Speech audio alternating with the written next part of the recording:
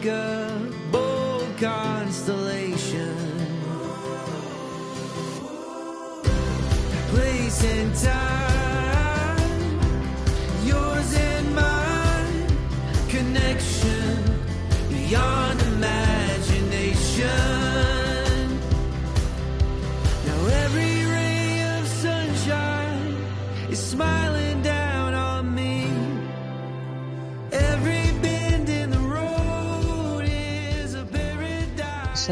Sa hindi ko makakalimutan sa buhay ko kung paano kami nagkakilalang dalawa ay yung araw ng birthday ko. Yung time na nag-blow ako ng cake and nag-wish ako. Nasabi kong gano'n na, Lord, sana bigyan niyo po ako ng isang tao na maniniwala, tatanggap sa akin kung sino ako from my past hanggang ngayong presence ko. So, doon kami simulang nagkakilala. Para bang yung close na kami at kilala namin ang isa't isa. And I know that day, my wish, God hear it. Siya yung hinihiling ko. And binigay siya sa akin. My wish will be granted. At doon nagsimula ang lahat. For me, si my love is hindi lang siya isang partner o isang asawa. She also a blessings for me. Her love makes me stronger. Her support makes me fearless. And her presence, it gives me complete. Someone like my love, I know my life will be complete.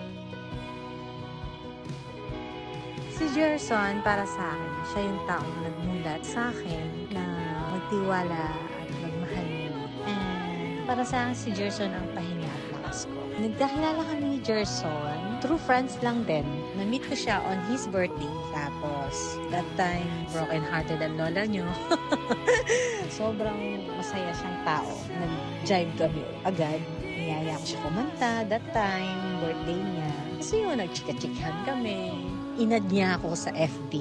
Tapos, one day, nag-message siya sa akin. Tapos, ayun, kinilig naman ako.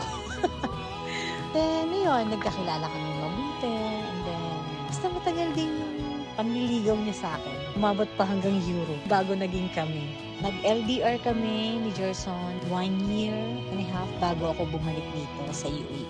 Talagang bumalik ako para kay Gerson dito sa UAE. Kita ko kung gaano siya mabuting tao, mabuting asawa para sa akin. Minahal ko din siya kasi sa sobrang pagiging totoo niya rin sa akin. Tunayan pa rin niya sa akin na talagang tanggap niya ako kung ano man ako. Sobra kasi sobra niya akong alagaan. Minahal ko siya at ngayon na mag-asawa na kami, ang masasabi ko lang, salamat my love sa pagmamahal na hindi ko kailanman inakala na meron pang taong magmamahal sa akin ng ganito. Salamat dahil ako yung babaeng napili mong makasama habang buhay.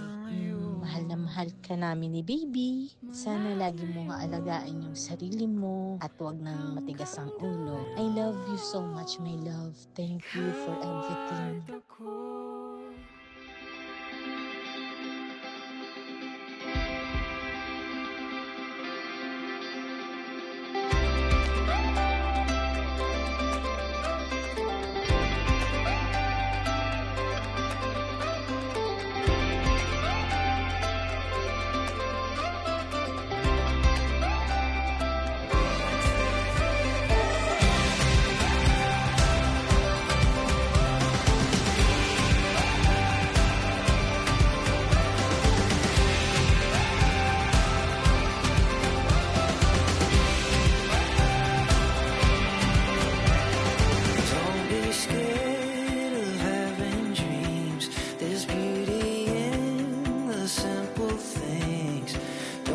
Scared